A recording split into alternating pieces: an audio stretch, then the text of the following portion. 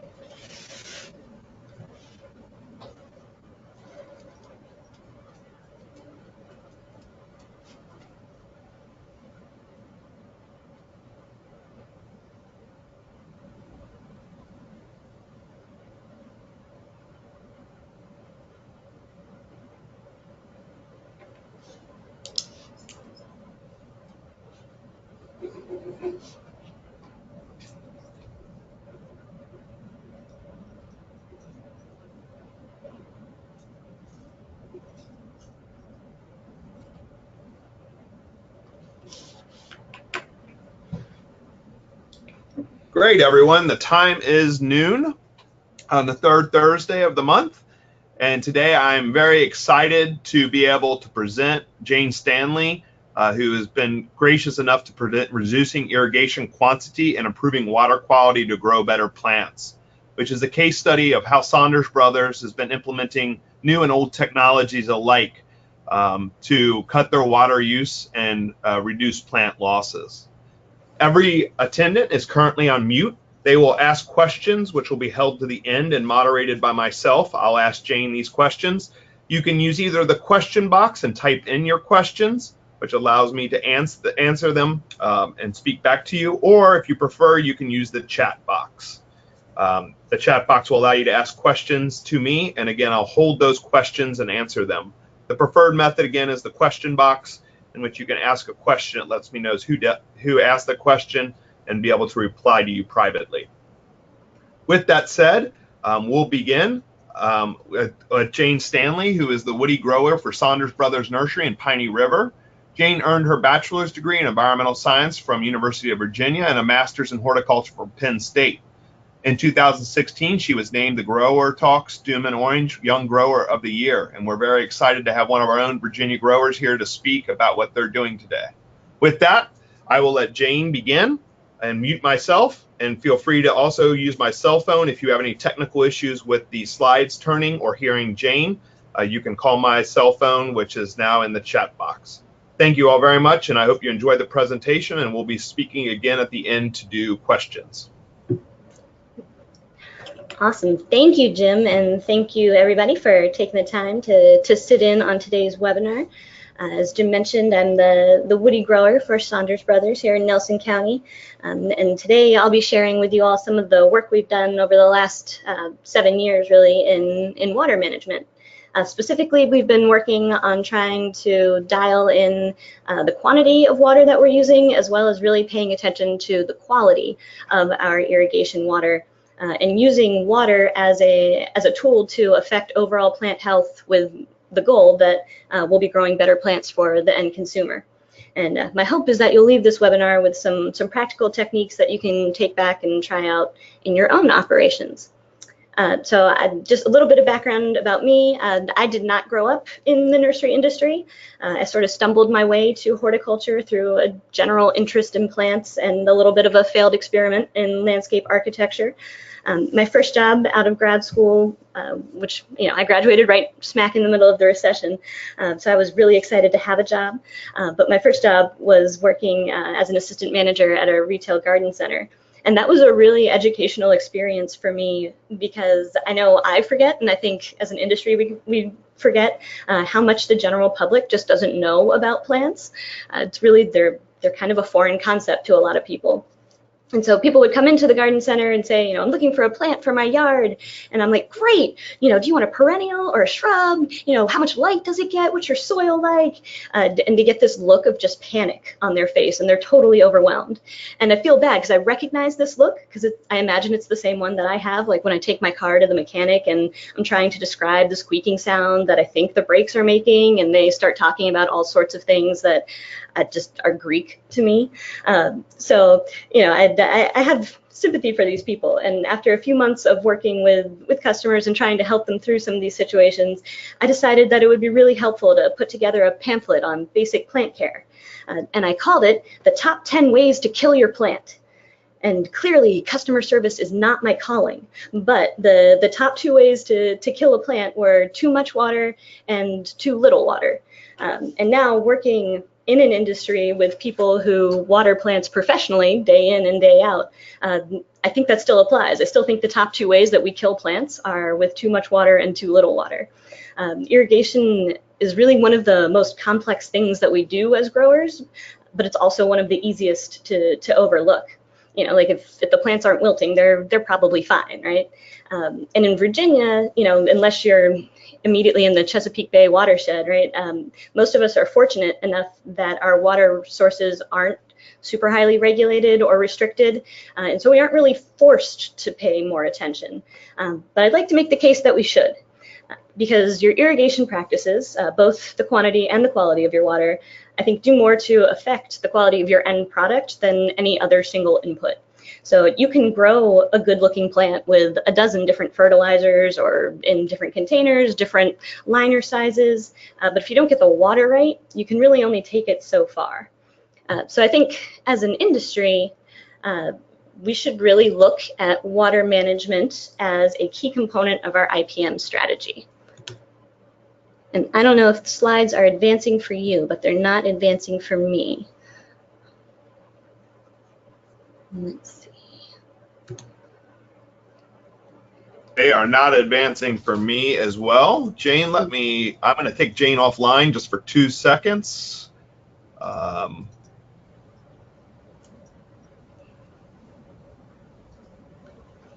Then I'm going to make Jane the presenter again.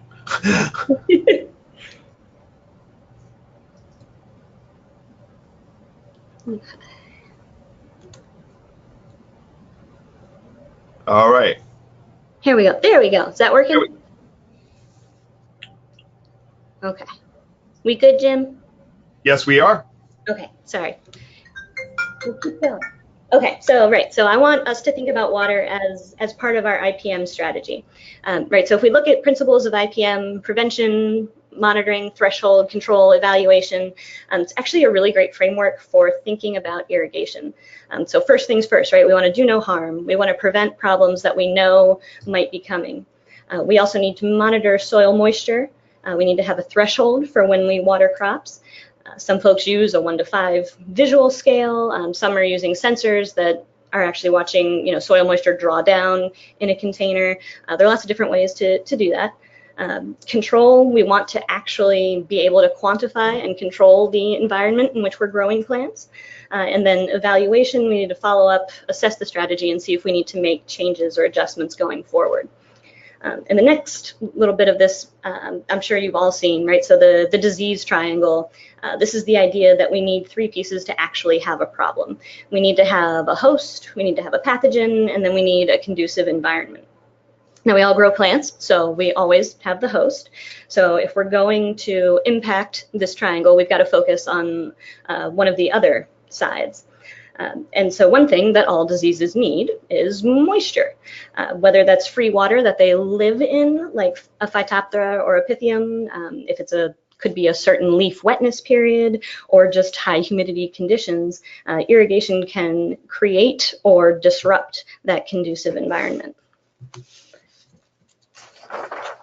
So fortunately, there's a whole toolbox of really pretty simple things that we can do and that we can monitor to help control those conditions.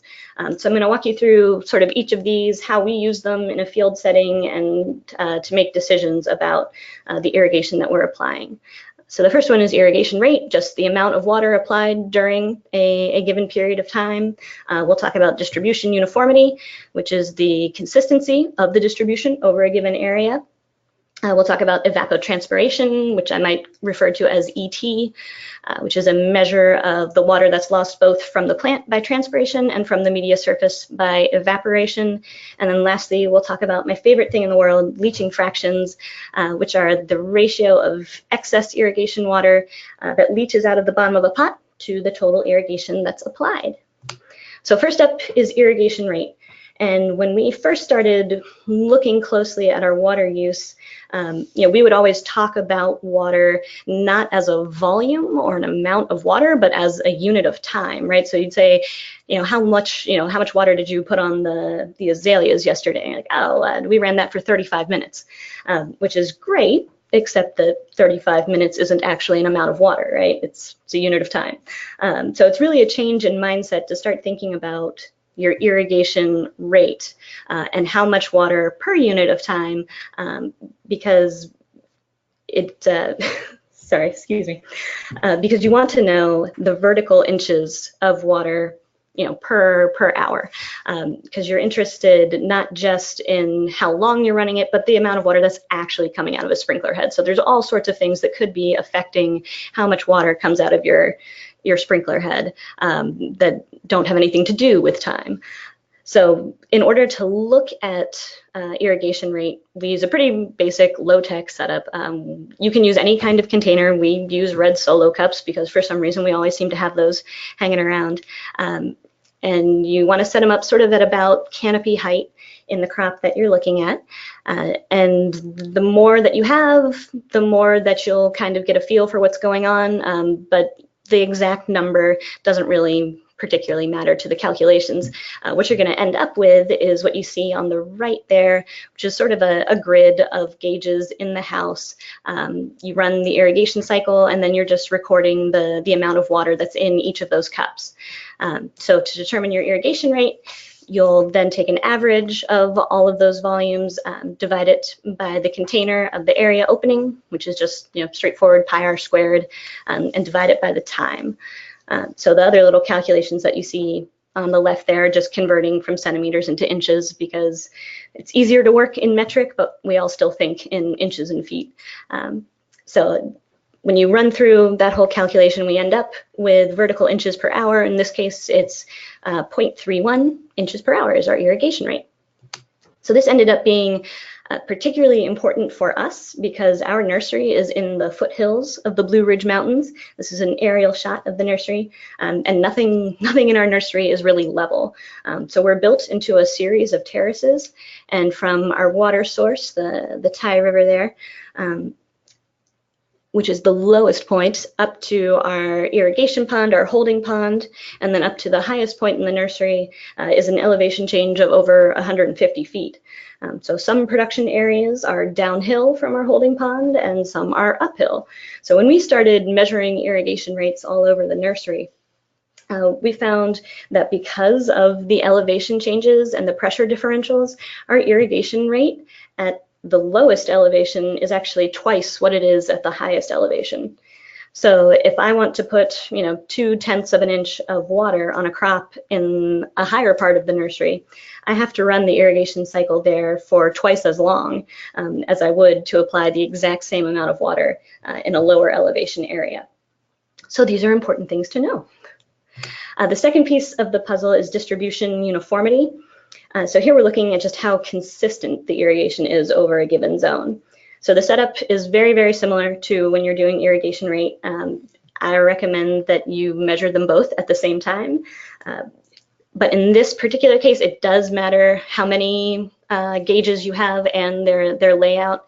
Since you want to look at the distribution over the whole irrigation zone, putting them out in a regular grid pattern helps you to visualize what's actually going on in the zone. So the trick here, we're going to take the exact same data that we had before, but then we're going to sort it from highest to lowest by volume. And then we're going to segregate the lowest quarter, the lowest 25%, and we're going to take the average of that number and then divide by the average of all of the gauges together. And that's basically going to tell us, kind of the difference between the driest 25% of the irrigation zone compared to the entire irrigation zone. So in this case, it ends up being about 67%. Anything above 80% would be really great. It's hard to get a whole lot higher than 80% with field conditions, just because there's always going to be, wind or a sprinkler that's worn a little bit more than another. So there's always going to be something. But if you can sort of target 80%, that's a really great place to be.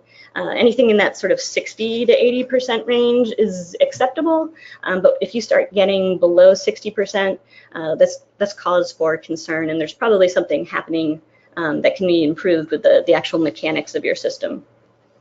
One of the fun things that you can do with this data, because I'm a nerd and I think data is fun, is you can visualize your irrigation distribution, so you can actually start to see where the dry spots are. So in this particular example, this house runs north to south. It's also fairly slanted top to bottom and side to side. There's a decent fall both ways.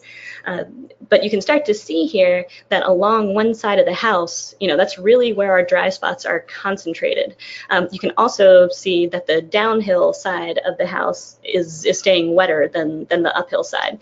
And so that might be something that we can compensate for by looking at the throw of our sprinkler heads, or it might be something that we just need to be aware of, to make sure that it's not getting so dry on the edge that we're seeing a loss in plant growth. The next piece we want to talk about is evapotranspiration, or really this is just a measurement of how much water a plant is using during the day. So we want to capture water that's lost due to evaporation from the media surface and transpiration from the plant. So in order to do this, we're going to weigh the plants a couple times during the day. We're going to weigh them in the morning, just after irrigation, when the plant is as wet as it's going to get and before it has started to actively transpire. And then we're going to weigh them again in the evening around sunset, when the plant is really kind of shutting down for the day, with the idea that that's the lightest that pot will ever be. So this is what that data looks like. So we've got a wet weight and a dry weight, and we're assuming that any of the change in weight there is due to water that's lost from the container over the course of the day. I'll walk you through step by step. So we take, in order to calculate the evapotranspiration, we take the dry weight subtracted from the wet weight, divided by the area of the container opening. So again, that's just a pi r squared. And we do a little bit of conversion to get all of those numbers into a vertical inches, right? So amount of water lost. The same way that we think about irrigation in vertical inches, we're going to think about evapotranspiration in vertical inches. So on this particular day, for our knockout roses, which I think is what we had there, yeah, knockout roses, our ET is 0.2 inches. So we now know how much water the plant has used or lost during the day. So the next step is we want to make sure we know that we are replacing that water, again, so that we aren't limiting the growth of the plant. At the same time, we want to make the most efficient use possible of our resources. So we don't want to apply too much irrigation and leach all of that expensive fertilizer out of the pot and into the Chesapeake Bay. And we also, again, thinking back to our disease triangle, we don't want to keep that, we don't want to drown the roots. We don't want to keep those leaves wet any longer than we have to. So leaching fractions are, like I said, my favorite thing in the world, because they are the simplest, most straightforward, just low-tech way to figure out, whether or not you're putting too much or too little water on your plants. So there are a couple of different procedures. There's some tweaks and things that you can do to fit certain scenarios. So I'm just going to show you the one that has worked well for us, that we like best. So it's the same general idea as when we're measuring ET. We're going to take sunrise and sunset measurements, but this time we're going to flip them. So we're going to start with the sunset measurement, or the pre-irrigation measurement. So when we set this up, we'll do it sort of the evening before the irrigation cycle that we want to measure. We'll go through and we'll put plants into a snug fitting sleeve that doesn't have any holes in the bottom. If you don't have pots that fit that description, you can also just line a pot with a plastic bag. It's important to have a little bit of separation between the two nested containers that will allow the plant to drain and not reabsorb water. So we put a 1-inch PVC ring in between the containers just to allow that separation. So we weigh the whole unit together and record that measurement. We then run our normal irrigation cycle, usually pre-dawn, and then we'll allow about an hour for the plants to drain. So then post-irrigation, we're going to come back and we're going to weigh that nested unit again. Then we're going to take the plant out of the container and we're going to weigh just the sleeve and the excess irrigation water that's in the sleeve. So we record all of that data in a handy little table that looks kind of like this, right? So we're keeping track of the date, the location, the container size in the plant, how long we ran the irrigation cycle, the weight before irrigation and after irrigation, the weight of just the excess, just the leachate, and then that's going to allow us to determine our leaching fraction. And so it's a really straightforward calculation. It's just the excess divided by the total. So it's the leachate divided by the difference between the post-irrigation and the pre-irrigation measurements. You multiply by 100 and we end up with a percentage. So in this case, where our leaching fraction is 6.6%, that's actually a little bit lower than we would like to see. A target leaching fraction for us would be sort of more like 10 to 15%. That seems to allow for a little bit of variability within the house or within the irrigation zone, as well as trying to prevent any sort of toxic salt buildup. But it's not so high that it's excessive, and we're creating, again, that conducive environment. So we've covered sort of a bunch of ways that we can affect the conducive environment side of the disease triangle, but we still have the opportunity to impact another side, which is the presence of a pathogen. And so that kind of brings us to water quality.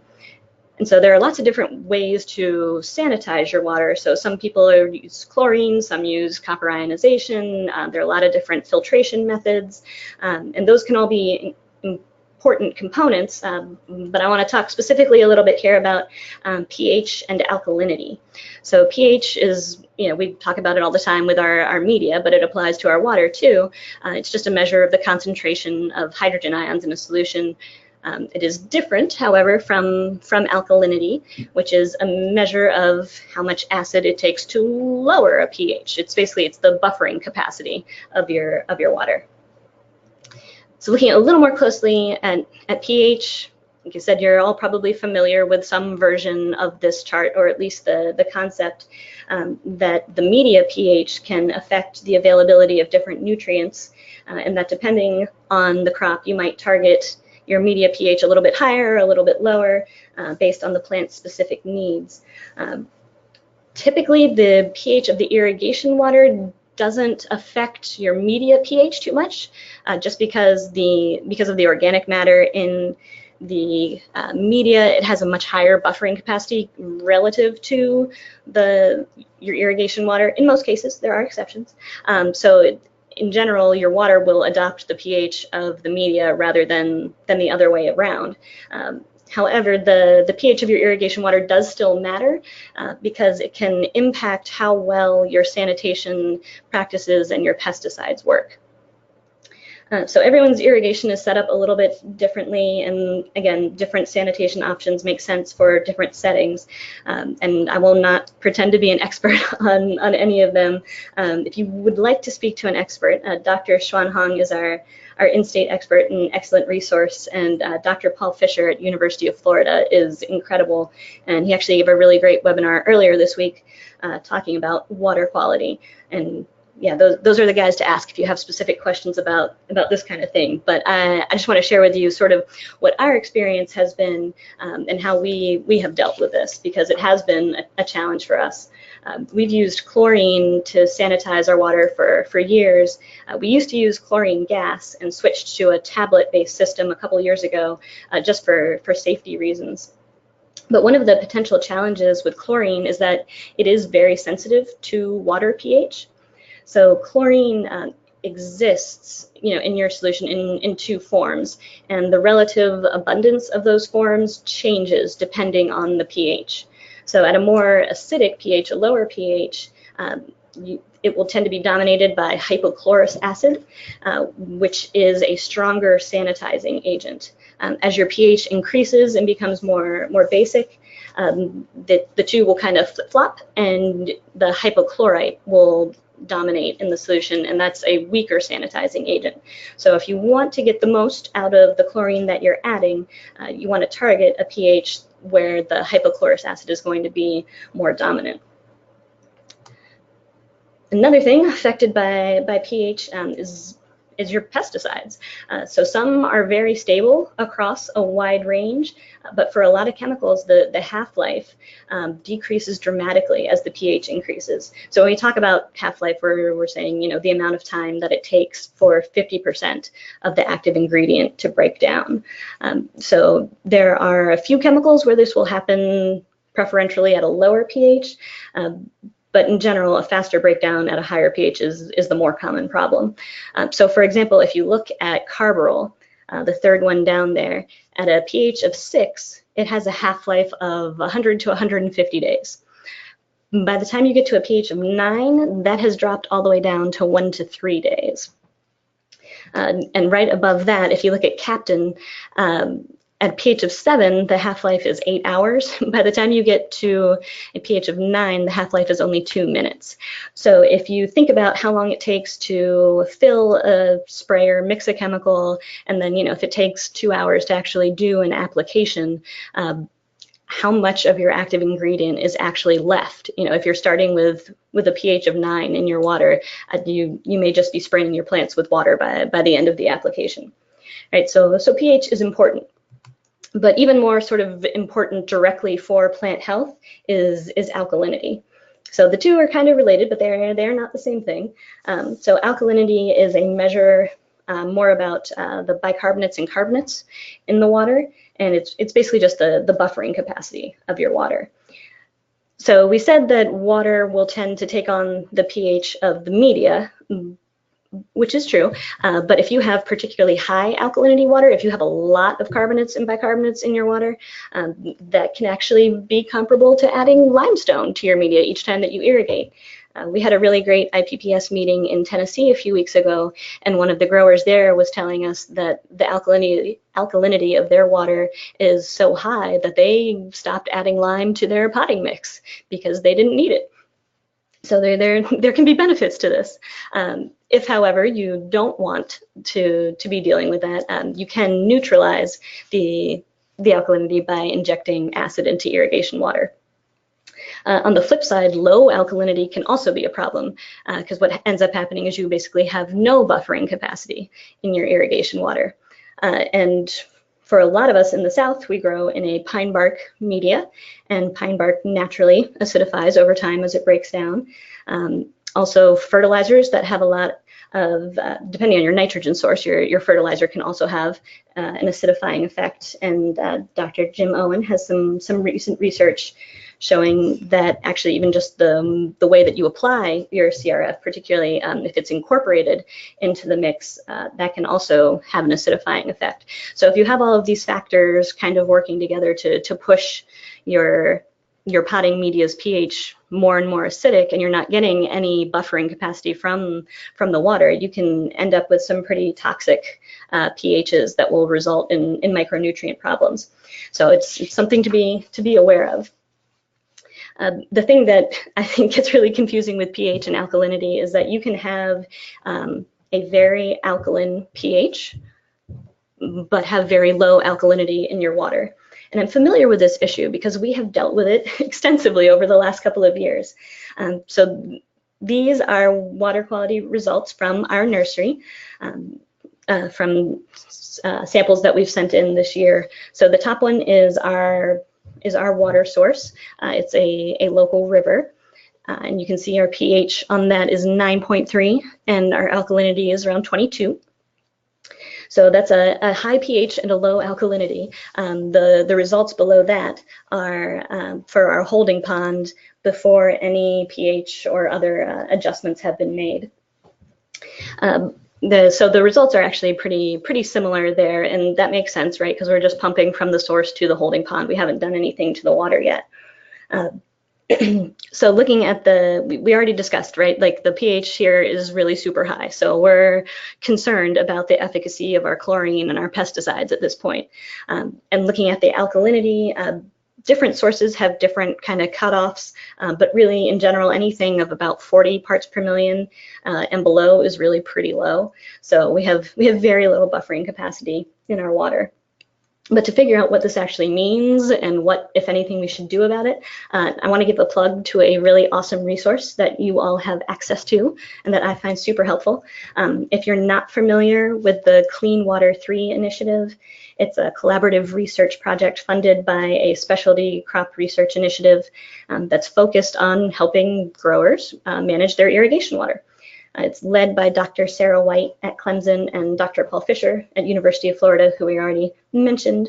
And they've pulled together some really great resources. So there are a lot of like calculators and interactive tools on the website that you can use. And I just want to show you this one. This is called WaterQual, and it will interpret your water quality results for you. So I don't know how you all are, but with things like this, sometimes you get a report back from the lab and you're like, okay, great. I don't actually know what any of this means. So this is a way to get a really great interpretation of that data so that you can do something practical with it. So what you have on the screen right now, I've entered the results from the sample that we were just looking at. And then once you hit submit, you'll get an interpretation and some suggestions of things to do. So you'll see here they have flagged our pH as very high and noted that our alkalinity is low, and then they explain what that means for us. And you can also put in other nutrient readings and they'll give you some feedback and interpretation for those as well. But looking specifically at the pH and alkalinity, it says that, you know, a pH adjustment will be required in our spray tank with many agrochemicals, so that's something that we already talked about. Also, alkalinity is low, meaning that there's very little buffering to pH change, and so there are some comments here about, you know, looking at the nitrogen source in our fertilizer and just being aware of some of the other plant nutrition challenges that could come up if we aren't adjusting anything with our water. But in this particular case, they are recommending acid injection potentially for us. So let's take a look at that. There are, again, lots of options for various kinds of acid and injection systems that will make sense for different situations, you know, depending on cost and safety and different nutrients that get added as sort of a byproduct of injecting the acid. So in our particular case, we ended up choosing sulfuric acid to adjust the pH of our irrigation water, primarily for the cost and the relative safety, but also to avoid additional nitrogen and phosphorus being added into our water. So we've spent some time talking about some pretty low-tech ways that we can start to dial in our water quantity and quality, right? So the only investment that we've talked about so far are some solo cups and a scale and maybe some lab fees for testing things. But I want to spend this next little part looking at how we can take that information and start to kind of automate some processes. So let's see. As we started measuring, you know, evapotranspiration and leaching fractions and tracking them, one of the things that we noticed is that they vary, you know, a lot day to day just based on the weather. And I mean, that sounds intuitive, right? Like on hot days, of course, plants need more water, but seeing it quantified was actually kind of surprising. So one of the first investments we made was to put a weather station on site at the nursery. And that way we could record what was happening as far as temperature, precipitation, wind speed, and then you can start to correlate and build relationships between what we're seeing there and what we're seeing in plant water needs. It also allows us to build a history and a record for our specific site that we can refer back to year after year. The next step for us was a collaboration with Dr. Tom Yeager and Jeff Millian at the University of Florida. They have been working in Florida to develop a tool that would take the previous day's weather and be able to predict a plant's evapotranspiration. So their system could then tell a grower how much irrigation needed to be applied to replace that water loss. So this is a tool that they're still refining and developing, and so even though it's web-based, you can't access it without a login, but if you're interested, I'd be happy to put you in touch with them. They'd love to talk to you. But yeah, so this is what it looks like. It's a web-based program, so you can access it anywhere you have access to the internet, and it allows you to log in and see a summary of the previous day's weather, as well as current run times by zone. And so I'll take you into one of these zones and show you what those inputs are in just a second. But I wanted you to see, so here we're looking at the weather for the previous day, so our solar radiation, so 116 is pretty low. On a sunny day, we'd expect it to be more like 500, 600, 700. You know, it's a relatively cool day. We've got the max and min temperatures there, and then it's also recording rainfall. And so all of those measurements are going into the data that you see below that, which are the actual irrigation times. So we keep track of where it says name, that's just the house or the irrigation zone. The plant is what's in there. So we use a coded system. So AZ03 just means it's an azalea in a 3-gallon pot. And then that last number behind them, if it's 21 or 18, that's just the week that we potted them. So that helps us keep track. And, you know, if we want to see just what all of the azaleas are doing or everything that we potted week 18, we can sort things that way and break it down. So this is what actually goes into determining the irrigation run times. So up here, this is just, again, the coding information. The irrigation inputs, we can choose whether we want irrigation to run daily, every other day, only on certain days of the week. So like right now, as plants are shutting down, we're running irrigation, you know, maybe 3 times a week, moving down to 2, and eventually we'll turn it off and just be running occasionally as needed. You can set it up to run cyclic irrigation, particularly if you're doing trees or roses or something where you think there's benefit to that. We talked about determining application or irrigation rate and uniformity, and those factor into these calculations as well. We also have what we call fixed inputs, which have to do with the environment that the plant is in. So whether it's in an uncovered area or under plastic, under shade cloth, you know, what the opacity of that material is, as well as the size of the container. Let's see, and then down at the bottom here, again, it's my favorite, the leaching fractions. So it's going to make adjustments based on what we tell it about the last leaching fraction that we did. So we'll tell it, you know, that the last time we did a leaching fraction, we ran the irrigation in this zone for 27 minutes. The result of that was an 18% LF. Our target is more like 15%, and so it's going to make adjustments and bring the irrigation down a little bit more, so that we are getting more in line with that 15%. So that will show up, the irrigation times will show up here under the runtime as a number of minutes. And so the nice thing is that this is taking into account the weather, our specific crops, but then also our specific infrastructure, right? So our uniformity and our irrigation rate, all of those things are going in to generate that runtime number. So their system can then be tied into an irrigation control system, and their system, the C-Irrig system will go through, it will generate those run times at a predetermined time each day. So ours is usually at 2 a.m. So we want it to be sort of as close as possible to when we're going to start irrigation, so that it's taking into account, you know, any overnight rain, late afternoon thunderstorms, all of that gets built into it. But it'll generate a runtime each day, and then it can be set up to connect to a control system where it will go in and it will update that runtime, that duration, with the previous, you know, based on the previous day's weather, so that we're really dialing it in to capture the day-by-day variations in how much water that plant is using. Dr. Yeager and Jeff are doing some interesting work now on setting up irrigation schedules that can be run with a microcomputer. So if you've ever heard of a Raspberry Pi, it's sort of like as big as a deck of cards, but it's like a $35 little computer that can do a lot of the things that a computer can do. So it can run it can run your irrigation. So they're figuring out ways that they can take these different pieces and put them together in a way that's economical, which is exciting. And I'm excited to see what they do with that. But that's the direction that they're heading. All right. So looking at the automating on the water quality side, I just want to show you sort of what our system looks like.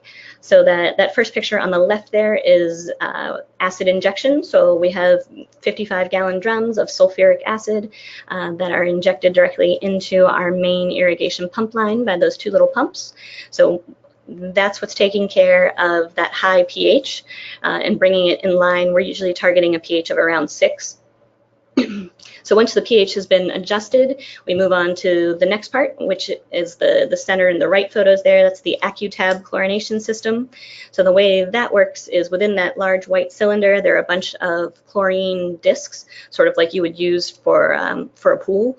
And water flows over those discs from the line into the basin below to make sort of like a concentrate that is then fed back into our main irrigation line to try to help us maintain a concentration of 2 ppm free chlorine for sanitizing, for killing any pathogens, any material that might be in our irrigation water. So once the chlorine and the acid have been injected, our water then goes through 2 big filters, which have the dual purpose of both filtering out any particle, any dirt, that sort of thing, but also it works to mix really uniformly the chlorine and the acid to make sure that we aren't getting any kind of wonky readings, which is something that we had to learn the hard way.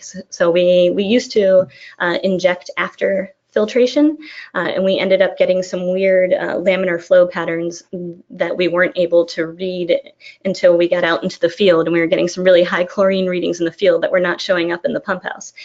So moving our injection back before the filters and using them to help uniformly mix everything that's in the irrigation water has helped us to make sure that we're getting good readings. So what you see in the middle there is just a little feeder line that comes off the main pipe in the irrigation pump house, and that's where we measure with those probes in the picture on the right, both the pH and the chlorine. And so all of the adjustments that are being made by the pump for the acid and for the chlorination system are based on the readings taken from these probes at this point. So I want to talk to you a little bit about the results and the benefits that we've seen. So when we started to implement leaching fraction and evapotranspiration based irrigation, it cut our water use in half, or well, eventually in half, but initially by about 40%. So as we dialed it in more and more and moved to those sort of daily schedule changes, we've gotten to the point where we're using less than half the water that we used to use in a normal year. So you can see in this little table here, our average rainfall in Piney River, Virginia is about 46 inches annually. So, you know, we still use more water in a dry year than we do in a wet year. But even in a dry year, we're still using about half as much water as we did before we started implementing these practices. The other benefit has been that our fertilizer use has decreased in some places by up to 30%, not on everything. You know, everybody's got their, all crops are a little bit different, but there are some where we've cut our rate by about a third. On the water quality side, I just want to show you what we get out of having those probes in the line and being able to record this data over time. So that you can understand this graph, because it's a little bit of a complicated one. This is 3 days worth of irrigation for our nursery.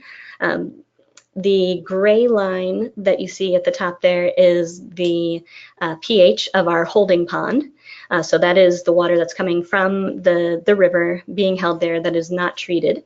The blue line there is our flow out of the pump house, so that's our GPM. The orange line is the pH of the irrigation water as it flows through the main, so that's after it's been adjusted. And then the yellow line there is our chlorine level. So the y-axis is a little bit weird. So for the GPM, that's the correct number, right? So 1,600 gallons per minute is about our max flow. But for all the other readings, just pretend that there's a decimal after the after the first number, right? So our pH is not 600, it's 6. And the chlorine reading is not 200 ppm, it's 2.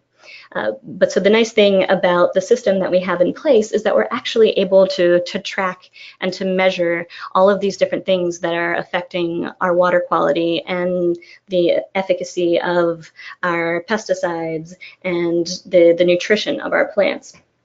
And to me, this is a really great illustration of that old adage, right? That if you don't measure something, you can't manage it. And if you can't manage it, you can't improve it.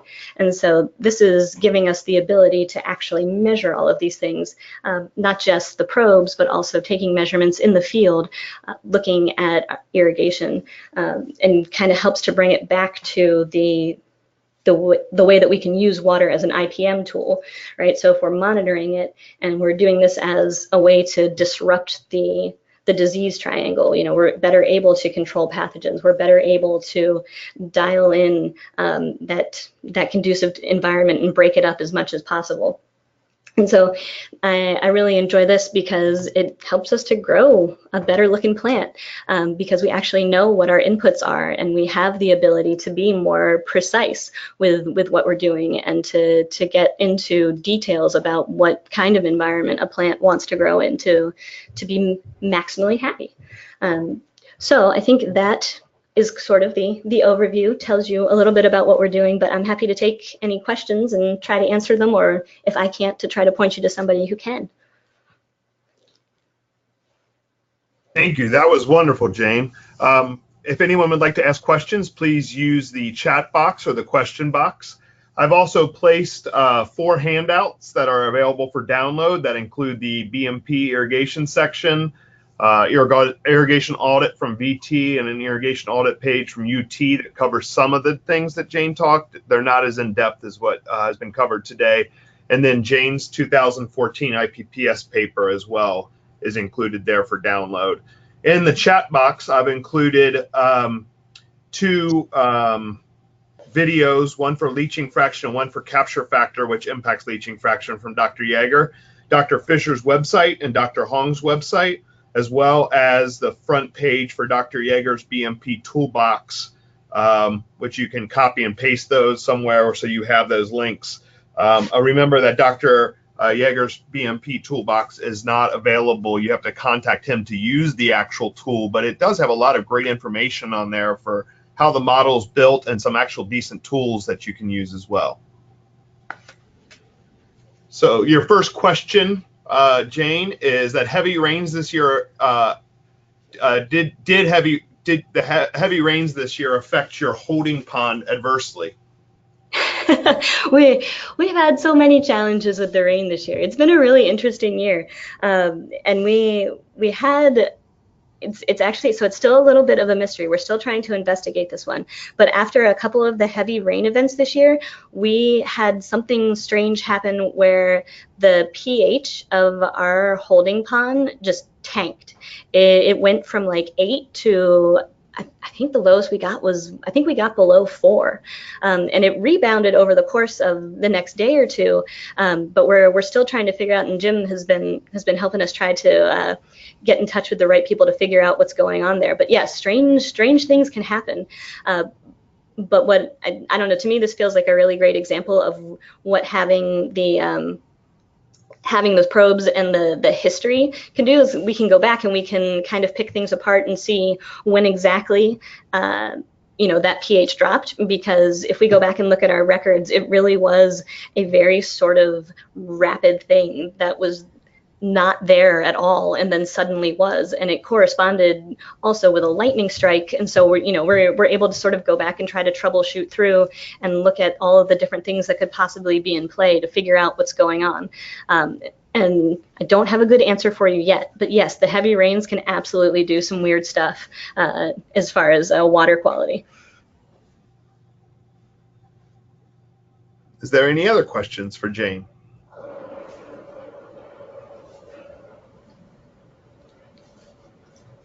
Again, please use the question box or the chat box, either one of those, and type in your question, and I will ask Jane so she can repeat it online.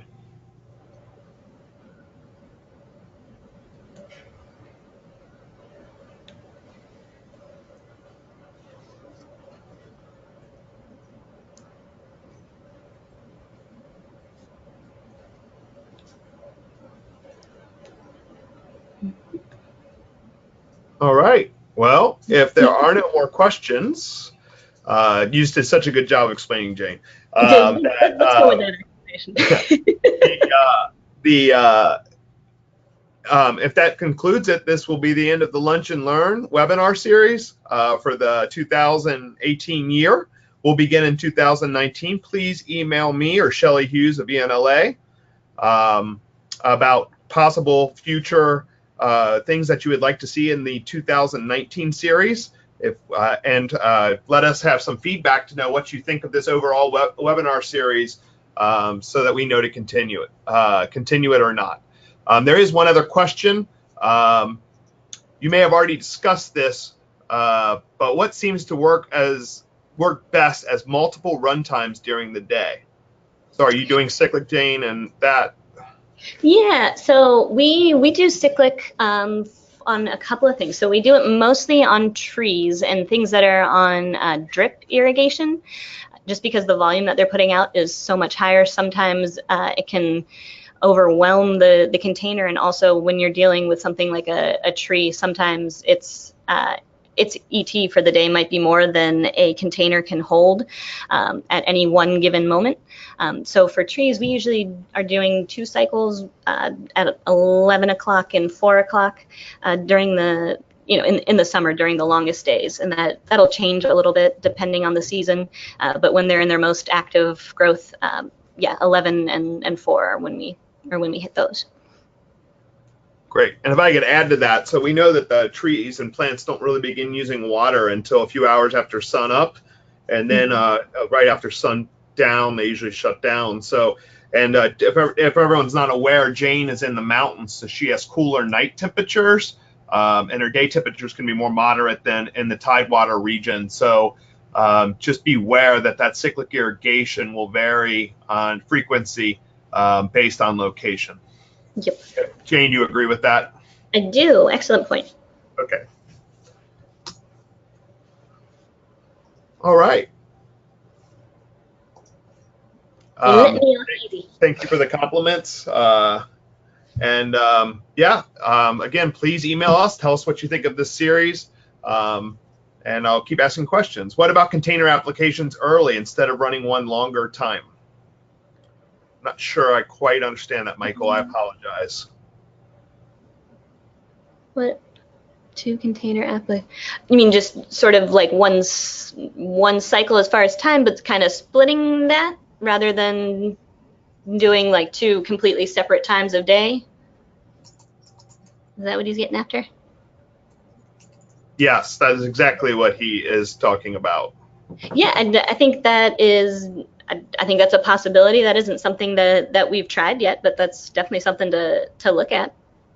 I don't know, Jim, do you have anything to add from a physiology standpoint why that would be beneficial or not?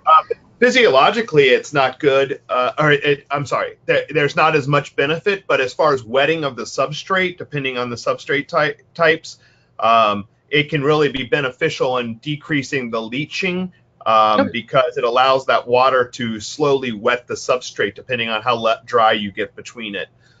So some people are using something called pulse irrigation, which and so what they'll do is they'll actually irrigate for a few minutes, shut down for a few minutes, and then hit it again and kind of pulse through that irrigation run. Harder for overhead, easier for micro irrigation, of course, and that does really help with the wetting of that container and get more bang for your buck out of that water. Awesome. Yeah.